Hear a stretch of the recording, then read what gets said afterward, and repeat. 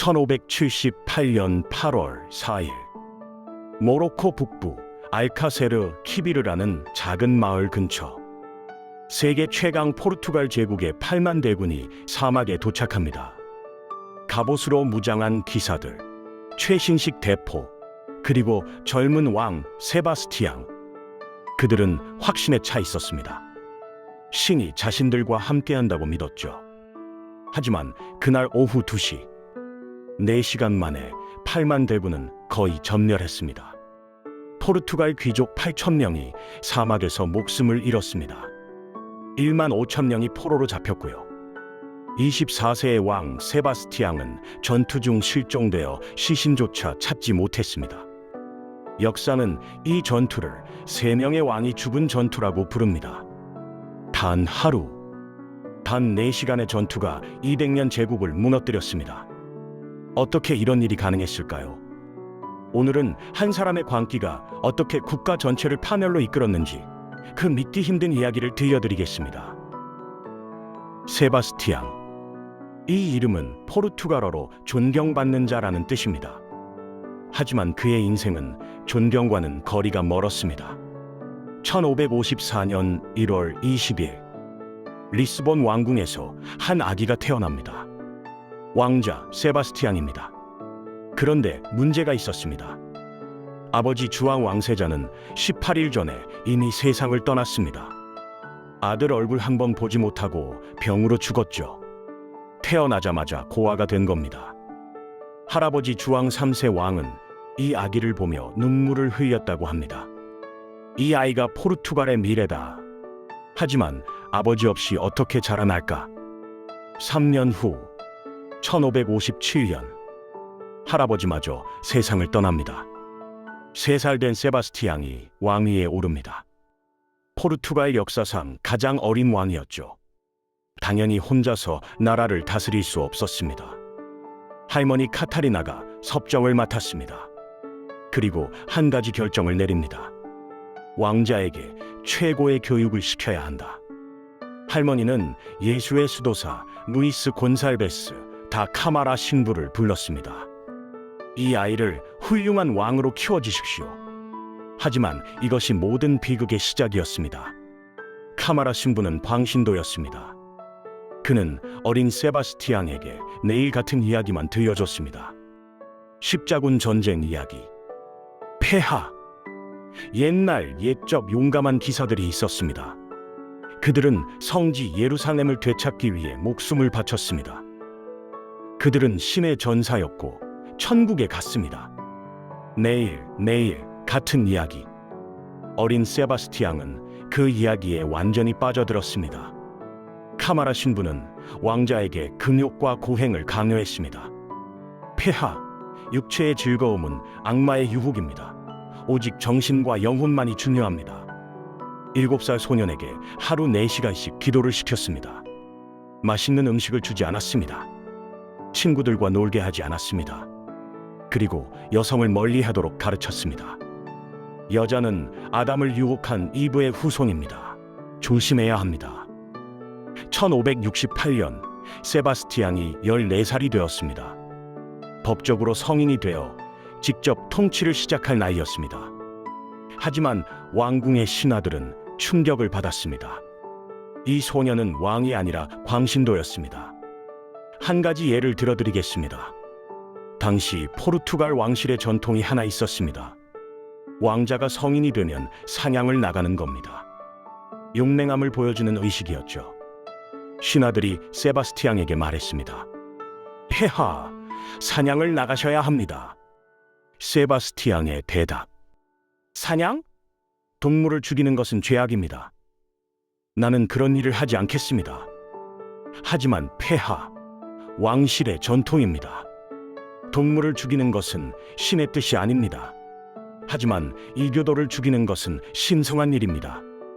나는 사냥 대신 아프리카의 무슬림들과 싸우겠습니다. 신하들은 당황했습니다.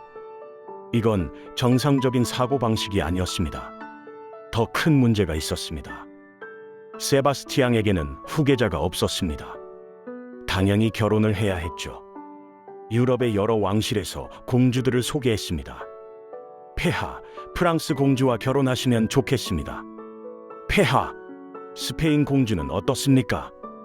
세바스티앙의 대답은 항상 같았습니다. 나는 결혼하지 않겠습니다.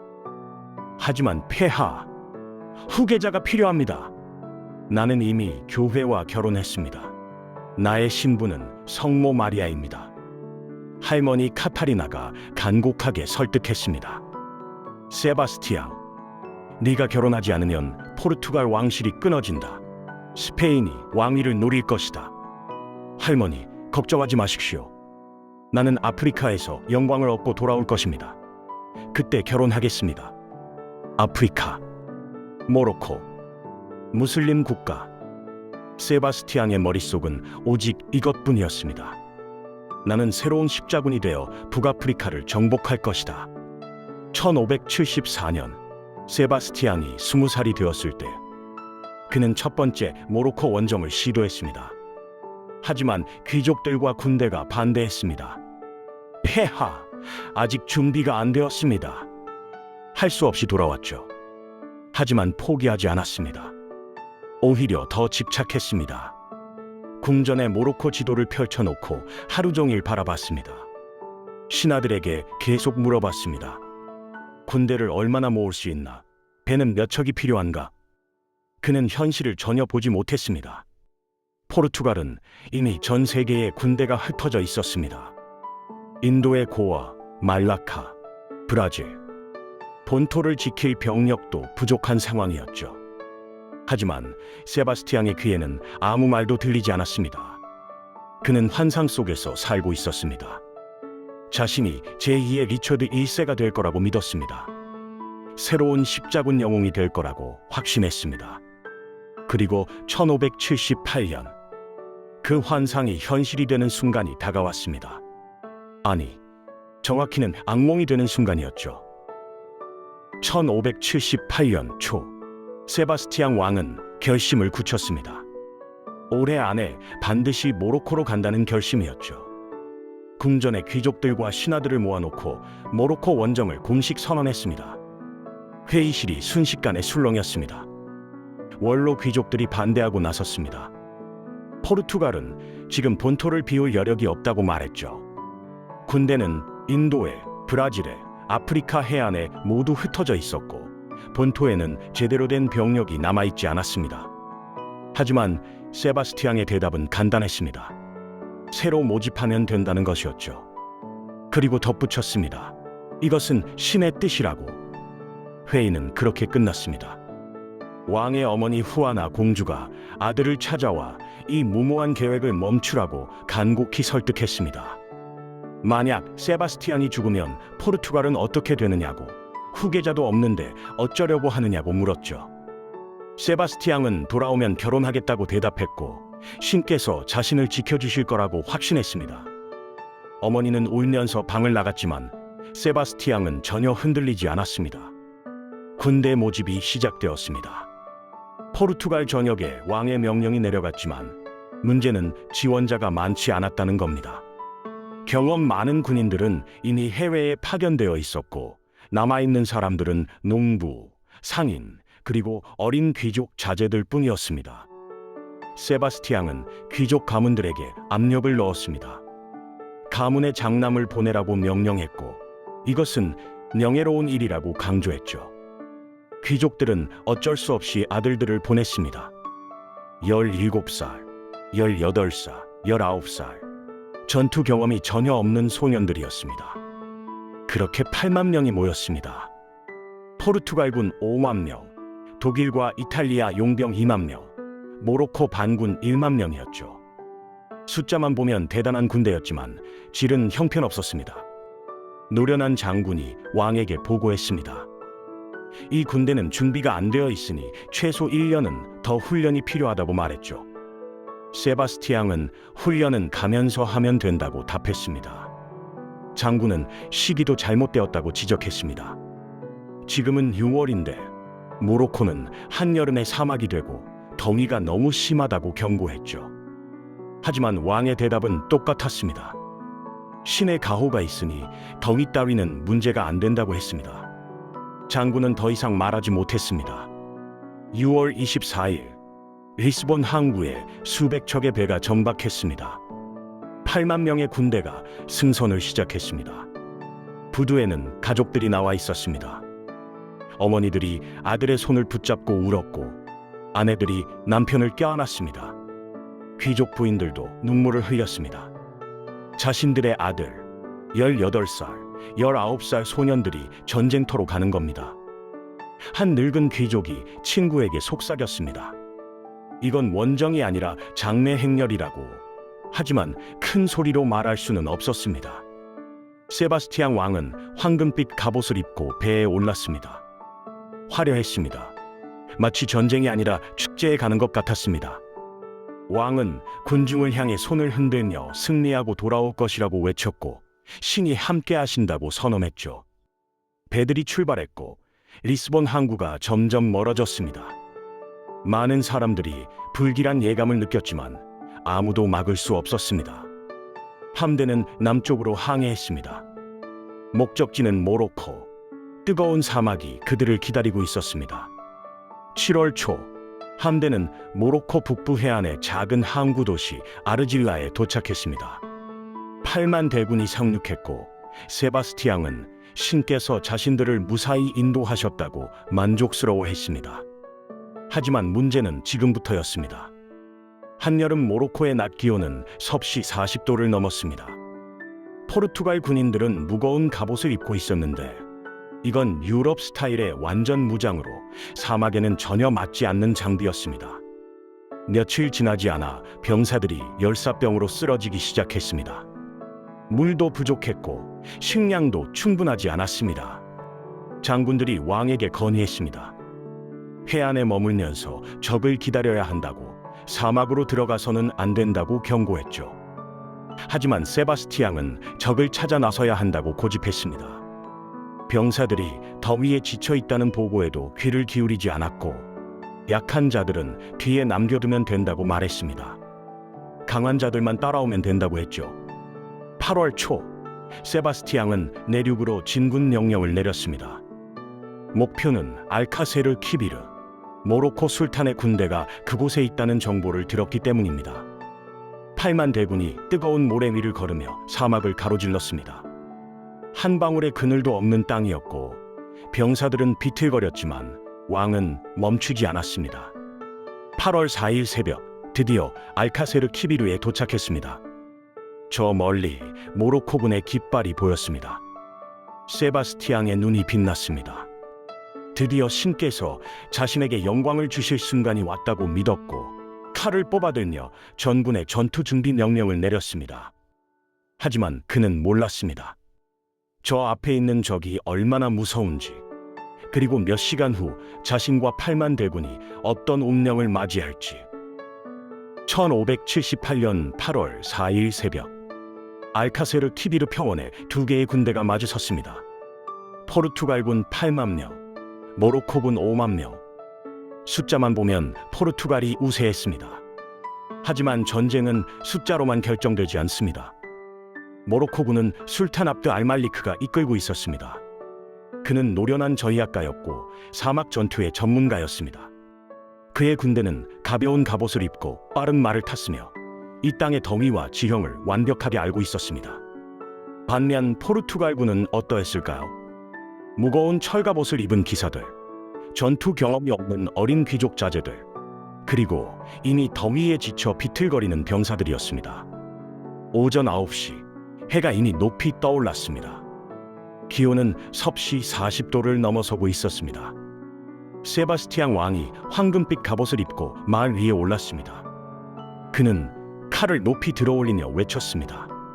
신이 우리와 함께 하신다. 전진하라. 포르투갈군이 전진하기 시작했습니다. 하지만 그 순간 모로코군이 움직였습니다. 그들은 정면 충돌을 피하고 양쪽으로 흩어졌습니다. 마치 물이 갈라지듯이 좌우로 퍼져나갔죠. 이것은 사막 전투의 기본 전술이었습니다. 적을 포위하는 것입니다. 포르투갈군의 노련한 장군들은 즉시 알아차렸습니다. 이건 함정이라고, 후퇴해야 한다고 왕에게 외쳤습니다. 하지만 세바스티앙은 듣지 않았습니다. 오히려 더 빠르게 전진하라고 명령했습니다. 포르투갈군이 평원 한가운데로 깊숙이 들어갔습니다. 그 순간 모로코 경비병들이 좌우에서 포위하기 시작했습니다. 빠른 말을 타고 화살을 쏘아댔습니다. 포르투갈군은 혼란에 빠졌습니다. 적이 어디 있는지 알 수 없었습니다. 사방에서 화살이 날아왔고 모로코 기병들은 가까이 오지 않고 멀리서 공격만 했습니다. 포르투갈 기사들은 무거운 갑옷 때문에 빠르게 움직일 수 없었습니다. 더군다나 폭염 속에서 철갑옷은 오븐과 같았습니다. 병사들이 하나둘씩 쓰러지기 시작했습니다. 열사병이었습니다. 싸우기도 전에 더미에 쓰러지는 겁니다. 정오가 되었습니다. 전투가 시작된 지 3시간이 지났습니다. 포르투갈군의 진영은 이미 무너지고 있었습니다. 모로코군의 포위망은 점점 좁혀졌고 포르투갈군은 갈 곳이 없었습니다. 바로 그때 세바스티앙 왕이 결정을 내렸습니다. 직접 돌격하겠다는 겁니다. 근위대 기사들이 만류했습니다. 너무 위험하다고 왕은 뒤에서 지휘해야 한다고 말했죠. 하지만 세바스티앙은 듣지 않았습니다. 그는 평생을 십자군 여몽을 꿈꿔왔습니다. 지금이 바로 그 순간이라고 믿었습니다. 왕이 말을 몰아 적진을 향해 돌격했습니다. 근위대 기사들이 어쩔 수 없이 뒤를 따랐습니다. 수백 명의 기사들이 왕을 보호하며 함께 돌격했습니다. 하지만 이것은 자살 행위였습니다. 모로코군은 이들을 기다리고 있었습니다. 수천 개의 화살이 쏟아졌고 창을 든 병사들이 에워쌌습니다. 포르투갈 근위대는 필사적으로 싸웠지만 숫자가 너무 많았습니다. 하나씩 둘씩 기사들이 말에서 떨어졌습니다. 왕 주변의 보호막이 점점 얇아졌습니다. 오후 1시경 세바스티앙 왕이 마지막으로 목격되었습니다. 적진 깊숙이 돌격하는 모습이었다고 합니다. 그리고 그 이후 아무도 왕을 보지 못했습니다. 실종된 겁니다. 왕이 사라졌다는 소식이 포르투갈군 전체에 퍼졌습니다. 군대는 완전히 무너졌습니다. 지휘관도 없고 방향도 없었습니다. 모두가 살기 위해 도망치기 시작했습니다. 하지만 포위망을 뚫을 수 없었습니다. 오후 2시 학살이 시작되었습니다. 모로코군은 도망치는 포르투갈군을 하나하나 쓰러뜨렸습니다. 사막의 모래가 피로 붉게 물들었습니다. 포르투갈 귀족 8,000명 중 대부분이 그 자리에서 목숨을 잃었습니다. 18살, 19살 소년들이 사막에서 죽어갔습니다. 일반 병사들도 수만 명이 전사했습니다. 그리고 1만 5천 명이 포로로 잡혔습니다. 전투는 끝났습니다. 시작된 지 정확히 4시간 만이었습니다. 포르투갈 8만 대군은 거의 전멸했습니다. 역사는 이 전투를 3명의 왕이 죽은 전투라고 부릅니다. 왜 3명일까요? 첫 번째는 당연히 세바스티앙입니다. 그는 전투 중 실종되었고 시신은 끝내 발견되지 않았습니다. 두 번째는 모로코의 술탄 압드 알말리크입니다. 놀랍게도 그는 전투 중에 병으로 죽었습니다. 원래 몸이 좋지 않았는데 전투의 긴장과 덩이 때문에 쓰러진 겁니다. 하지만 그의 측근들은 이 사실을 숨겼습니다. 술탄이 죽었다는 소식이 퍼지면 군대의 사기가 떨어질 테니까요. 전투가 끝날 때까지 비밀로 했습니다. 세 번째는 무함마드입니다. 그는 압드 알말리크에게 쫓겨난 전 술탄이었고 포르투갈 편에 서서 함께 싸웠습니다. 전투가 패배로 끝나자 그는 강을 건너 도망치려다 익사했습니다. 무거운 갑옷을 입고 물에 빠진 겁니다. 3명의 왕이 같은 날, 같은 전장에서 죽었습니다. 역사상 전례가 없는 일이었습니다. 전투가 끝난 후 모로코군은 전장을 수색했습니다. 세바스티앙의 시신을 찾으려 했지만 찾을 수 없었습니다. 너무 많은 시신이 있었고 덩이 때문에 부패가 빨리 진행되었습니다. 갑옷을 입은 시신이 수백 구였는데 어느 것이 왕인지 알 수 없었습니다. 결국 확인할 수 없었습니다. 포르투갈 왕 세바스티앙은 그렇게 사막에서 사라졌습니다. 24세의 나이로 후계자도 없이 시신도 남기지 못한 채 살아남은 포르투갈 병사들은 포로가 되었습니다. 1만 5천 명이었습니다. 그들은 모로코의 감옥에 갇혔고 몸값을 내야만 풀려날 수 있었습니다. 문제는 그 몸값이 천문학적이었다는 겁니다. 귀족 한 명당 금화 수백 립에서 수천 립, 일반 병사도 한 명당 수십 립씩이었습니다. 전체를 합치면 포르투갈 3년치 세입에 맞먹는 돈이었습니다. 본토에서는 아직 아무것도 모르고 있었습니다. 리스본 사람들은 여전히 승리의 소식을 기다리고 있었습니다. 하지만 8월 말, 한 척의 배가 리스본 항구에 도착했습니다. 생존자 몇 명이 타고 온 배였습니다. 그들이 전한 소식은 충격 그 자체였습니다. 왕이 죽었다고, 아니 실종되었다고, 8만 대군이 전멸했다고, 귀족들이 거의 다 죽었다고, 리스본 전체가 울음바다가 되었습니다.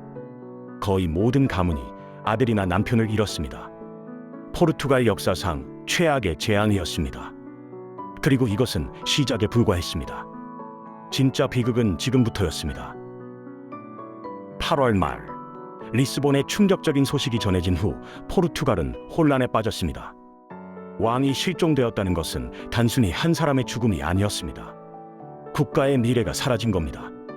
세바스티앙에게는 아들이 없었고 형제도 없었습니다. 직계 후손이 아예 없었습니다.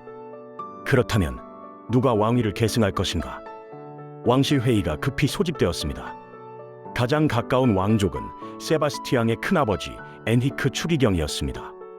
그는 가톨릭 추기경이었고 나이는 이미 66세였습니다. 평생 독신으로 살았기 때문에 당연히 자식이 없었습니다. 하지만 다른 선택지가 없었습니다. 엔히크 추기경이 왕위에 올랐습니다. 포르투갈의 새 왕이 된 겁니다. 하지만 모두가 알고 있었습니다. 이것은 임시방편일 뿐이라는 것을요. 66세의 노인이 얼마나 더 살 수 있겠습니까? 그리고 그가 죽으면 또다시 후계자 문제가 생길 겁니다. 더 큰 문제가 기다리고 있었습니다. 포로들의 몸값이었습니다. 모로코는 1만 5천 명의 포로를 잡고 있었고 엄청난 몸값을 요구했습니다. 귀족 한 명당 금화 수백 립에서 수천 립, 일반 병사도 한 명당 수십 립씩이었습니다. 전체를 합치면 포르투갈 왕국 3년치 세입에 맞먹는 돈이었습니다. 국가 재정으로는 도저히 감당할 수 없는 액수였죠. 엔히크 왕은 어쩔 수 없이 결정을 내렸습니다. 각 가문이 자기 식구들의 몸값을 직접 내야 한다고 했습니다. 포르투갈의 귀족 가문들은 파산 직전까지 내몰렸습니다. 땅을 팔고 저택을 팔고 보석을 팔아서 몸값을 마련했습니다. 하지만 그럴 능력이 없는 가문들도 많았습니다. 그들의 아들과 남편은 모로코 감옥에서 평생을 보내야 했습니다. 포르투갈 경제는 완전히 무너졌습니다. 귀족들은 파산했고 국가 재정도 바닥났습니다. 해외 식민지를 유지할 돈도 군대를 운영할 돈도 없었습니다. 그리고 1580년 1월 31일 엔히크 왕이 세상을 떠났습니다. 왕위에 오른 지 겨우 1년 반 만이었습니다. 또다시 포르투갈에는 왕이 없어졌습니다. 이번에는 정말 큰 문제였습니다. 왕위를 주장하는 사람들이 여럿 나타났기 때문입니다. 그중 가장 강력한 사람이 있었습니다. 스페인의 왕 펠리페 2세였습니다. 그는 포르투갈 왕실과 원친척 관계였고 자신에게도 왕위 계승권이 있다고 주장했습니다. 그리고 무엇보다 그는 유럽 최강의 군대를 가지고 있었습니다. 포르투갈 귀족들은 고민에 빠졌습니다. 스페인에 넘어가면 독립을 잃는 겁니다. 하지만 저항할 힘이 없었습니다. 군대는 이미 모로코에서 전멸했고 돈도 없고 백성들도 지쳐 있었습니다. 일부 귀족들은 다른 왕위 계승자를 지지하며 저항했습니다. 안토니우라는 사생아 출신 왕족이 왕위를 주장하고 나섰습니다. 그를 지지하는 사람들이 군대를 일으켰지만 형편없었습니다. 1580년 8월 펠리페 2세가 직접 군대를 이끌고 포르투갈로 쳐들어왔습니다. 스페인군은 압도적이었습니다. 훈련된 정규군, 최신 무기, 그리고 경험 많은 지휘관들. 반면 포르투갈군은 급하게 모집한 민병대와 늙은 군인들 뿐이었습니다. 전투는 한 달도 안 되어 끝났습니다. 안토니우는 도망쳤고 저항 세력은 무너졌습니다. 펠리페 2세가 리스본에 입성했고 스스로를 포르투갈의 왕이라고 선언했습니다. 1580년 포르투갈 왕국은 사라졌습니다. 스페인에 합병된 겁니다. 이베리아 반도 전체가 하나의 왕 아래 통일되었습니다. 하지만 이것은 포르투갈에게는 재앙이었습니다. 독립국가로서의 정체성을 잃었고 모든 것이 스페인 중심으로 돌아가기 시작했습니다. 더 심각한 것은 해외 식민지들이었습니다. 포르투갈이 스페인과 합쳐지자 스페인의 적들이 포르투갈 식민지를 공격하기 시작했습니다. 네덜란드가 가장 먼저 움직였습니다. 네덜란드는 스페인과 독립전쟁을 벌이고 있었는데 이제 포르투갈 식민지도 적으로 간주한 겁니다. 네덜란드 함대가 인도양으로 향했습니다. 1605년 네덜란드가 암보이나 섬을 점령했습니다. 1619년 자카르타를 차지했습니다. 1641년 말라카가 네덜란드 손에 넘어갔습니다. 포르투갈이 100년 넘게 지배하던 향신료 무역의 중심지들이 하나씩 사라졌습니다. 영국도 가만히 있지 않았습니다. 영국 동인도 회사가 인도에 진출하기 시작했습니다. 포르투갈의 무역 거점들을 하나씩 차지해 갔습니다. 브라질마저 위협받았습니다. 네덜란드가 브라질 북동부를 침공해서 30년 가까이 점령했습니다. 대항해 시대를 열었던 포르투갈은 이제 뒷전으로 밀려났습니다. 해상 무역의 주도권은 네덜란드와 영국으로 넘어갔습니다. 60년 포르투갈은 60년 동안 스페인의 속국으로 지냈습니다. 독자적인 외교권도 없었고 군대도 스페인 왕의 명령을 따라야 했습니다. 해외 식민지들은 계속 사라져갔고 경제는 바닥을 쳤습니다. 한때 세계를 지배하던 제국이 이렇게 무너진 겁니다. 그리고 이 모든 것은 1578년 8월 4일 단 하루에서 시작되었습니다. 하지만 포르투갈 사람들은 포기하지 않았습니다. 특히 한 가지 믿음이 백성들 사이에 퍼졌습니다. 바로 세바스티앙주의, 세바스티아니즘이라고 불리는 것이었습니다. 세바스티앙 왕은 죽지 않았다는 믿음이었습니다. 그는 어딘가 숨어 있다가 언젠가 안개를 뚫고 돌아올 것이라는 전설이 생겨났습니다.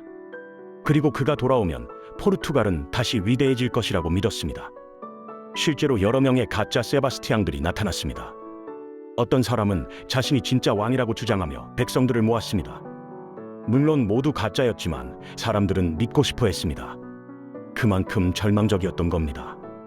현실이 너무 고통스러워서 환상에라도 매달리고 싶었던 겁니다. 하지만 세바스티앙은 돌아오지 않았습니다. 그는 이미 사막의 모래 속에 묻혀 있었으니까요.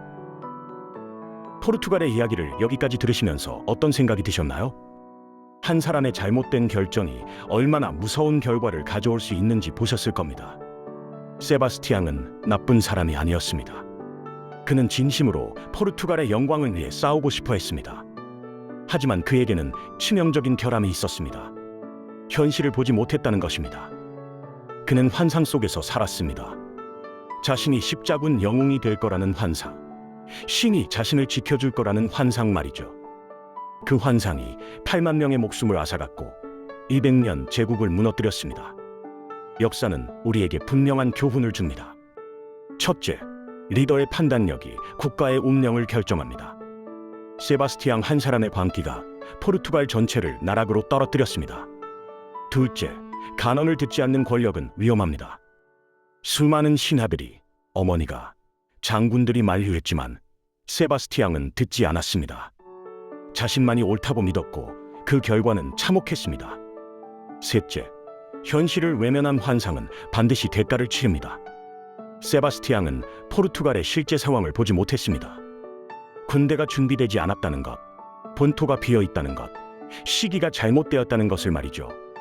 모든 경고를 무시하고 환상만 쫓았습니다.